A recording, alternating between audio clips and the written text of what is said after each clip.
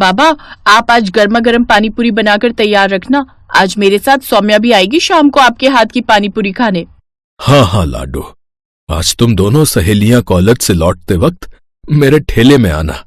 मैं तुम दोनों के लिए गर्मा गर्म पानी पूरी बनाकर खिलाऊंगा। हाँ मेरे प्यारे बाबा। रीना खुशी खुशी बस पकड़कर कॉलेज चली गई। कॉलेज में सौम्या को भी उसने ये बात बताई तो वो भी बड़ी खुश हुई। हाय, हरिया काका के हाथ की गर्मा गर्म पानी पूरी तो मुझे भी बहुत पसंद है। गर्मा गर्म पानी वो तो मैं भी खाऊंगी, वो तो मुझे भी बड़ी पसंद है, मैं भी चलूंगी खाने। ठीक है, फिर तुम दोनों चलना। शाम को रीना अपनी दोनों सहेलियों के साथ अपने बाबा के ठेले पर आ जाती है। हरिया बीच बाजार में गर्मा गर्म पानी पूरी बनाकर बेचता था। इस तरह की पानी पूरी शहर में कोई नहीं बेचता था, इसलिए कुछ अलग नाम सुनकर सभी उसके ठेले पर पानी पूरी खाने जरूर आते। धीरे धीरे रीना भी अपने बाबा से गर्मा गर्म पानी पूरी बनाना सीख गई। ऐसे ही समय बीतता जाता है। कॉलेज की पढ़ाई खत्म करने के बाद दोनों अमीर सहेलियां पढ़ाई करने के लिए बैंगलोर चली जाती हैं और इधर अब रीना के बाबा की तबीयत ठीक नहीं रहती, जिस कारण अब वो ये अपने बाबा का काम संभाल लेती है। वो सारा दिन ठेला यहाँ से वहाँ लेकर पानी पूरी बेचती और गर्मा गर्म पानी पूरी ठेले पर बनाकर आने वाले ग्राहकों को खाने को देती। गर्मा गर्म पानी पूरी खाओ, गर्मा गर्म पानी पूरी एक बार खाओगे बार बार आओगे, आइए आइए गर्मा गर्म पानी पूरी। कुछ साल और बीत गए और अब निधि और सौम्या की शादी दो सगे भाइयों से हो गई। उनके पति भी अमीर घर से ही थे। वो दोनों उन दोनों का खूब ख्याल रखते। इधर रीना को अपनी दोनों सहेलियों की याद तो आती, लेकिन उसके पास उन दोनों का फोन नंबर भी नहीं था कि वो उनसे कांटेक्ट कर सके। कुछ समय बाद रीना भी अपने बाबा के इलाज के लिए दिल्ली आ जाती है। अब वो वहीं एक झोपड़ी में रहकर अपने माँ बाबा दोनों का ख्याल रखती, साथ ही अपनी गर्मा गर्म पानी पूरी का ठेला लगाती। इधर निधि और सौम्या के पतियों का ट्रांसफर भी दिल्ली हो जाता है। फिर एक रोज, सौम्या चलो, आज मैं तुम सबको पानी पूरी खिलाने ले चलता हूँ। तुम सबको तो पता ही है दिल्ली खाने पीने के लिए कितनी मशहूर है। हाँ हाँ, फिर तो सभी चलते हैं, बड़ा मजा आएगा।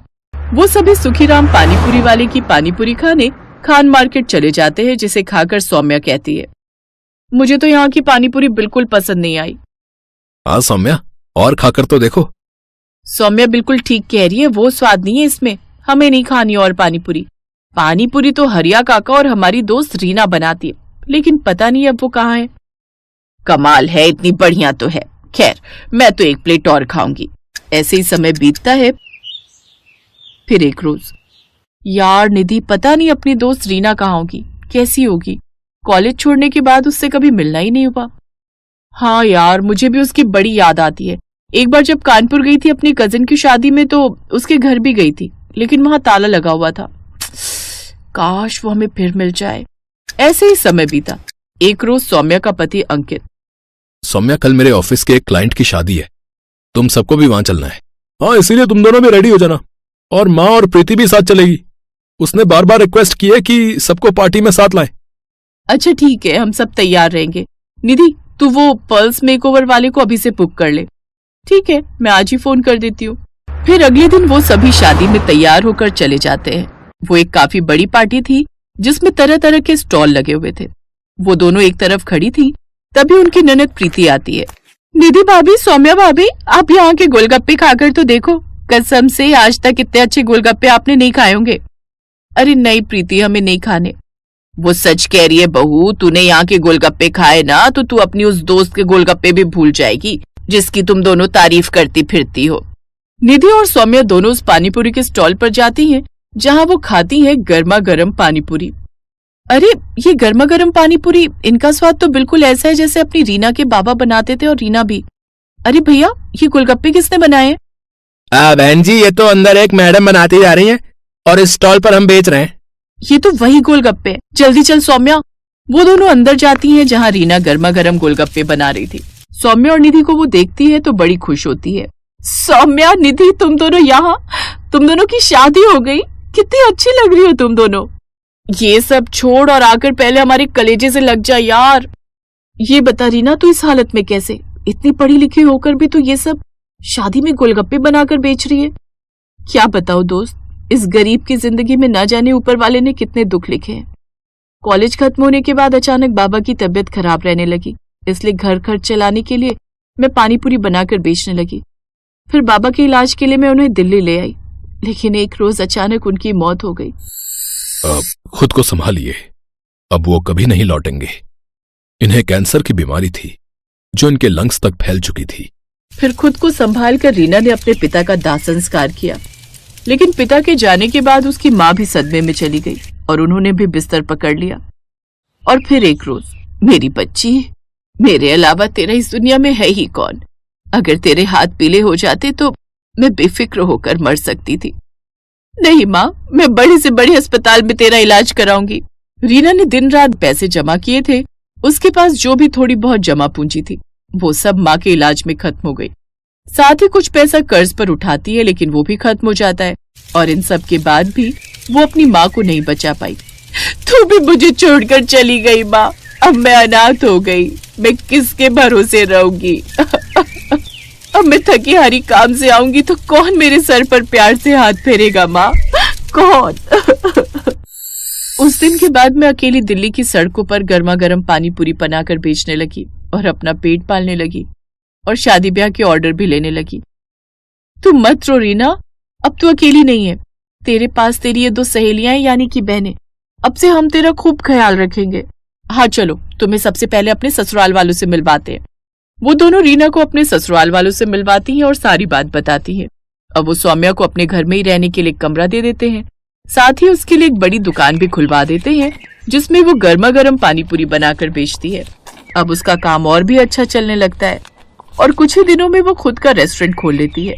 फिर कुछ समय बाद अंकित के एक दोस्त को रीना पसंद आ जाती है और वो उससे शादी कर लेता है और अब रीना भी खुशी खुशी अपनी जिंदगी जीती है।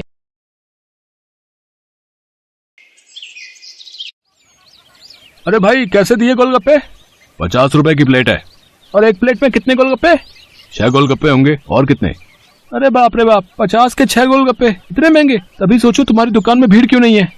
मुझे फालतू की भीड़ चाहिए भी नहीं। मेरे पास वही लोग गोलगप्पे खाने आते हैं जो इन्हें खाने के लायक हैं। और तुम लगता है यहाँ नए हो। दाम पूछने से पहले ऊपर लगा बोर्ड ही पढ़ लेते। दाम और नाम दोनों लिखे हैं। मेरा नाम मशहूर है और ये मेरे मशहूर गोलगप्पे हैं। एक एक गोलगप्पा इतना करारा है कि तोड़ो तो आवाज 1 किलोमीटर तक सुनाई दे। और पानी जैसा ग्राहक चाहे। पूरे 10 तरह की वैरायटी है मेरे पास पानी की। और ये देखो, ये है मेरे गोलगप्पों की असली जान, मेरा ये खास मसाला।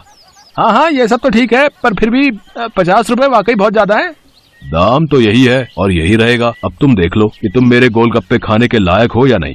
अरे ये क्या बात हुई? तुम ऐसे बात करते हो अपने ग्राहक से? नहीं, ग्राहक से तो नहीं, पर जो फालतू मेरा वक्त बर्बाद करे उससे मैं ऐसे ही पेश आता हूँ। चलो अब आगे बढ़ो और कोई सस्ता गोलगप्पे का ठेला ढूंढो। मशहूर ऐसा ही था। ये बात तो 100% सच थी कि वो गोलगप्पे बहुत ही अच्छे बनाता था, लेकिन इस बात पर उसे घमंड भी बहुत था। मशहूर का मानना था कि उसके पास हुनर और किस्मत दोनों का साथ है, इसीलिए उसे पूरा यकीन था कि उसका काम कभी मंदा पड़ ही नहीं सकता। और वास्तव में ऐसा हो भी रहा था। मशहूर के पास भले ही ग्राहक कम थे, लेकिन उनसे ही वो अच्छा खासा मुनाफा कमा लेता था। फिर कुछ दिनों के बाद, हाँ भाई, लाओ जरा गोलगप्पे तो लगाना। अरे तुम फिर से आ गए? रेट कम नहीं होंगे, पहले ही बता रहा हूँ। हाँ हाँ, मैं तुमसे कम करने को कह भी नहीं रहा हूँ। ऐसा करो, सिर्फ मुझे नहीं, इन सबको भी गोलगप्पे खिलाओ और इन सबके पैसे मैं दूंगा। पगला गए हो क्या? अब ऐसा करो, पहले पैसे रखो मेरे सामने, फिर बात करना। तुम भी ना बड़े शक्की हो। ये लो, ये रखे तुम्हारे पैसे। इतना कहकर सूरज ने पूरे 2000 रुपए मशहूर के सामने रख दिए। सूरज अपने साथ जिन लोगों को लेकर आया था वो देखने में ही गरीब लग रहे थे। मशहूर ने सभी को गोलगप्पे खिलाए, जिसके पैसे सूरज नहीं दिए। फिर सबके जाने के बाद, क्या बात है भाई, कोई लॉटरी वॉटरी लग गई है क्या? अभी तो नहीं लगी, पर जल्दी लगने वाली है। क्या मतलब? तुम्हें कैसे पता कि लॉटरी लगने वाली है तुम्हारी? क्योंकि निरंजन बाबा ने मुझसे ऐसा कहा है। वो बहुत ही बड़े सिद्ध बाबा हैं। उन्होंने मुझसे कहा है कि मैं जितने लोगों का पेट भरूंगा, वो भी बिना उनसे कुछ लिए, मेरी लॉटरी लगने के उतने ही चांसेस बढ़ जाएंगे। तुम भी निरे उल्लू हो भाई, हैं? बाबा जी ने तुम्हें गरीबों को खाना खिलाकर कुछ भला काम करने को कहा होगा। जितने पैसे तुमने मेरे गोलगप्पे खिलाने में खर्च किए, उतने में तो तुम पूरा भंडारा कर सकते थे। मैं जानता हूँ, पर मुझे इन लोगों को कुछ ऐसा खिलाना था जो इनके बस के बाहर हो। खाना तो कोई ना कोई इन्हें खिलाई देता होगा, पर तुम्हारे गोलगप्पे वो इनके नसीब में कहाँ से आते? और बाबा जी ने मुझसे यही तो कहा था कि जाकर किसी का नसीब बदलो, तो मैंने बदल दिया। अब देखना, मेरी लॉटरी जरूर लग जाएगी। मशहूर और सूरज बात कर ही रहे थे कि तभी सूरज का फोन बजने लगा। हेलो, हाँ भाई, क्या तू सच बोल रहा है? सच में? ओ वाह वाह वाह भाई, मजा आ गया भाई, मजा आ गया। तू वहीं रुक, मैं बस वहीं आ रहा हूँ मैं। अरे अरे क्या हो गया, कहाँ भागे जा रहे हो? मेरी लॉटरी लग गई भाई, वो भी पूरे 10 लाख की। शुक्रिया भाई, शुक्रिया यार, बहुत शुक्रिया यार, सच में तुम्हारे गोलगप्पों की वजह से ये सब हो पाया।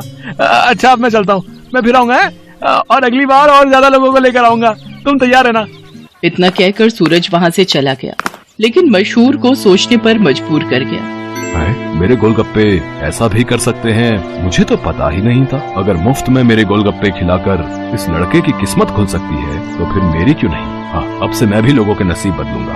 अब वो नहीं, बल्कि मैं खुद अपने गोलगप्पे लोगों को फ्री में खिलाऊंगा। अगले दिन मशहूर ने सबसे पहले अपने लिए एक लॉटरी का टिकट खरीदा और फिर उसके हाव भाव बिल्कुल ही बदल गए। साथ ही उसकी दुकान का बोर्ड भी अब गोलगप्पों की कीमत की जगह पर लिखा था बिल्कुल फ्री। मतलब वो सच में अब लोगों को मुफ्त में गोलगप्पे खिला रहा था। साहब, कभी सपने में भी नहीं सोचा था कि आपकी दुकान में खड़े होकर गोलगप्पे खा सकूंगा। भगवान आपका भला करे, आपकी खूब तरक्की हो, आप जो चाहो वो सब आपको मिले, मैं भगवान से यही प्रार्थना करूंगा। मशहूर को पहली बार किसी ने ऐसा कुछ कहा था। मशहूर को बहुत अच्छा लगा, लेकिन अब भी मशहूर के दिमाग में उसका खुद का फायदा पहले था। उस दिन अपने बनाए हुए सारे गोलगप्पे मुफ्त में खिलाने के बाद वो फौरन लॉटरी ऑफिस पहुंचा। मशहूर चंद, हाँ मुबारक हो, आपको इनाम मिला है पूरे 10,000 का। क्या सिर्फ 10,000? पर पहला इनाम तो 10 लाख का था। हाँ तो वो पहला इनाम भी तो है, आपकी किस्मत इतनी भी अच्छी नहीं है, शुक्र मनाइए कि 10,000 तो मिले। मशहूर इनाम के 10,000 लेकर अपने घर वापस आ गया। वो उदास था और नाराज भी। क्या हुआ जी, लॉटरी लगी क्या? लगी भी और नहीं भी, ये देखो 10,000 मिले हैं। अरे वाह, तो फिर आप उदास क्यों? आपको तो खुश होना चाहिए ना। अरे पर 10,000 से क्या होता है, इतने में तो 4-5 दिनों में अपनी दुकान से ही कमा लेता हूँ। उस लड़के को तो पहला इनाम मिला था, वो भी पूरे 10 लाख का, और उसने तो इतने कम गोलगप्पे खिलाए थे। मैंने तो अपने सारे गोलगप्पे मुफ्त में खिला दिए, फिर भी मुझे क्या मिला और उसे क्या मिला? ओफो, ये सब क्यों सोच रहे हो आप? आपने जितने भी गोलगप्पे मुफ्त में खिलाए उनकी लागत तो निकल गई ना, बोलो। हाँ, उससे तो ज्यादा ही हैं ये पैसे। तो फिर आपको नुकसान थोड़े ही हुआ है जो ऐसे मुंह लटका कर बैठे हो। 4-5 दिनों में जितना कमा पाते वो एक ही दिन में मिल गया, ये कम है क्या? मशहूर को अपनी पत्नी मोहिनी की बात ठीक लगी और उसने अपना इरादा और पक्का कर लिया। उसने आगे भी लोगों को फ्री गोलगप्पे खिलाना जारी रखा और हर रोज लॉटरी का टिकट खरीदना भी, कभी कम तो कभी ज्यादा, लेकिन हर रोज मशहूर का कुछ न कुछ इनाम जरूर निकलता था, जिससे मशहूर का हौसला और भी मजबूत होने लगा। इसके साथ ही मशहूर को अब ये सब करने में बहुत खुशी भी मिल रही थी। हर रोज लोगों के मुस्कुराते चेहरे उसकी दुकान से लौटते थे। उसके गोलगप्पे न जाने कितने मायूस चेहरों की मुस्कान बन रहे थे। फिर एक दिन, अरे मशहूर भाई, ये क्या है? ये कमाल कब से हो गया? बस तुम्हारे जाने के बाद से ही। लेकिन माफ करना भाई, अब तुम फ्री में गोलगप्पे नहीं खिला पाओगे किसी को, क्योंकि ये काम अब मैं करता हूँ और लॉटरी भी मेरी ही लगती है। हाँ, तुम्हारे जितना बड़ा इनाम तो नहीं लगा अब तक, पर मुझे उम्मीद है कि कभी न कभी वो कमाल भी हो ही जाएगा। मशहूर की बात सुनकर सूरज मुस्कुरा दिया और उसने अपनी जेब से अपना विजिटिंग कार्ड निकालकर मशहूर को दिया और उससे बोला, कोई बात नहीं, ये मेरा कार्ड रख लो। अब लॉटरी का टिकट जब भी खरीदना हो तो बस मुझे फोन कर देना, ऑफिस तक आने की जरूरत नहीं पड़ेगी। सूरज के विजिटिंग कार्ड पर उसी लॉटरी ऑफिस का पता लिखा था जहां से मशहूर हर रोज लॉटरी की टिकट खरीदता था। असल में वो ऑफिस सूरज का ही था और उसी की वजह से हर रोज मशहूर का कोई न कोई इनाम जरूर निकल रहा था। कार्ड देखते ही मशहूर सारी बात समझ गया। उसने सूरज के सामने हाथ जोड़ते हुए कहा, मैं ये बिल्कुल नहीं पूछूंगा कि तुमने ये सब क्यों किया, क्योंकि शायद मैं जानता हूँ। बहुत बहुत शुक्रिया भाई, मुझे ये एहसास कराने के लिए कि ज्यादा पैसे कमाने से जरूरी है दुआएं कमाना, लोगों को खुशियाँ बांटना, जो मेरे गोलगप्पे बहुत आसानी से कर सकते हैं। इसके बाद मशहूर ने कभी लॉटरी का टिकट नहीं खरीदा, बल्कि वो फिर से अपने गोलगप्पे बेचने लगा। लेकिन उसके गोलगप्पों का दाम पहले से बहुत कम था, जिसकी वजह से अब हर कोई उसके स्वादिष्ट गोलगप्पों का मजा ले पा रहा था। अब भले ही मशहूर के गोलगप्पे थोड़े सस्ते थे, लेकिन ग्राहक पहले से कहीं ज्यादा थे, मतलब मुनाफा भी पहले से ज्यादा ही था। इसके साथ ही मशहूर ने फ्री गोलगप्पे खिलाना भी नहीं छोड़ा। आखिर के 10-20 गोलगप्पे वो जरूर गरीबों को मुफ्त में खिलाता था, क्योंकि अब उसे गोलगप्पों के साथ साथ खुशियां बांटने की भी आदत जो हो गई थी। Thanks for watching.